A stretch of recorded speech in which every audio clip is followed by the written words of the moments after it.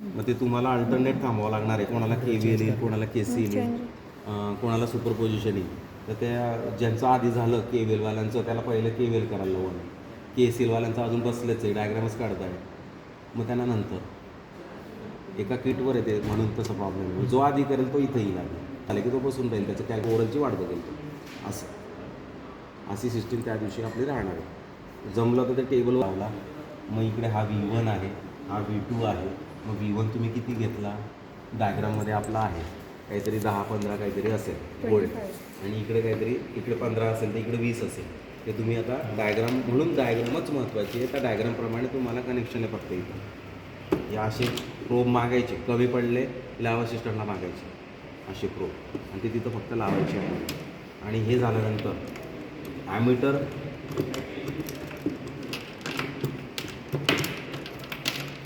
इथं एक ॲमीटर लावायचं आहे आपल्याला, इथं एक ॲमीटर लावायचं आहे. त्या ॲमीटरचे 2 टर्मिनल जे आहेत आता इथं ठेवलेच नाही त्यांनी, ठेवतील ते 2 टर्मिनल इथं लावायचे, इथं लावायचे आणि इथं लावायचे. 3 ॲमीटर आपल्याला लावायचे इथं. मग तेव्हा KCLचं रिडिंग तुम्हाला येऊन जातील I1, I2, I3.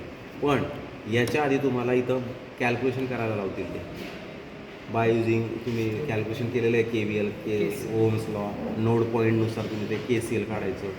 KVL असेल तर तुम्हाला लूप ॲनालिसिस वगैरे जे झालेलं आहे त्याला परत उजाळणी द्या तुम्ही आता.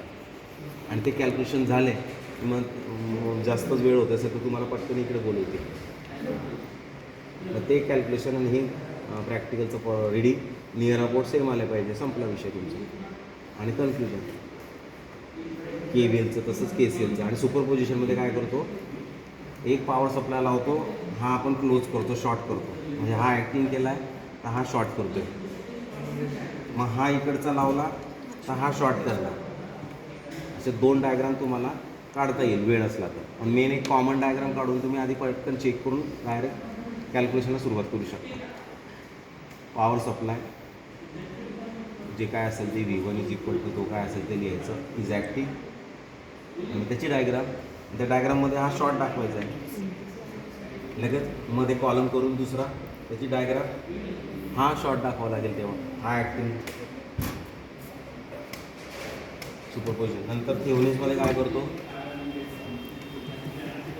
थेव्हनिन्समध्ये पॉवर सप्लाय परत लावायचा आहे, 2 पॉवर सप्लाय. इथं काहीतरी व्होल्टेज 10 व्होल्ट आहे, हे 50 व्होल्ट ऑलरेडी दिलेलं आहे.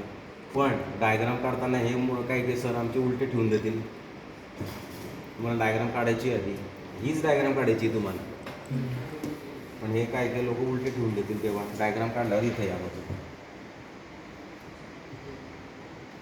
मग याच्यामध्ये काय करतो आपण, हे बिटवीन A आणि B पॉईंटमध्ये आपण VTH मेजर करतो. पॉवर सप्लाय देऊन आणि RTH काढताना ह्याच A आणि B पॉईंटला पॉवर सप्लाय लावायचे नाही आहे, नाही तर सगळं किट उडालं. थेव्हनिन्स थेरम ज्याला येईल त्याने लक्षात ठेवायचं.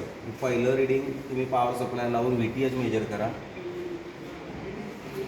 आणि RTH मेजर करताना सगळे पॉवर सप्लाय हे काढून टाकायचे, शॉर्ट करायचे फक्त, आणि मल्टीमीटरने A आणि B पॉईंटला रेजिस्टन्स आपल्याला फक्त मेजर करायचा आहे. हा रेजिस्टर आतून आहे, तो कनेक्ट केलेला आहे खालून. या रेजिस्टन्सची व्हॅल्यू मेजर करायची आहे बाय युजिंग मल्टीमीटर किंवा जे मल्टीमीटर नाही. मग त्या मल्टीमीटरला ओहम सिलेक्ट करावं लागेल. रेजिस्टन्स म्हटल्यावर ओहम, मग त्या ओहमला सिलेक्ट केल्यानंतर मग आपल्याला फक्त A आणि B पॉईंटमध्ये जे काही येतं आहे ते व्हॅल्यू लिहायची. मग थिअरॉटिकल कॅल्क्युलेशन पण करायचं आहे आपल्याला. थेव्हनिनचं थिअरॉटिकल कॅल्क्युलेशन केलेलं आणि तुम्ही याच्यात रिडिंग दिसलेलं नियर अबाउट सेम पाहिजे. मग RTHचा फॉर्म्युला तुम्हाला माहीत पाहिजे आणि VTHचा फॉर्म्युला माहीत पाहिजे. म्हणजे थिअरॉटिकल कॅल्क्युलेशन आणि परफॉर्मिंग नियर अबाउट त्या व्हॅल्यू सेम आल्या पाहिजे. जवळपास झालं तुमचं Thevenin's practice. KVL, KCL, superposition, Thevenin's 3. Delta star. आता राहिलं ट्रान्सफॉर्मर. ट्रान्सफॉर्मरमध्ये काय करतो आपण,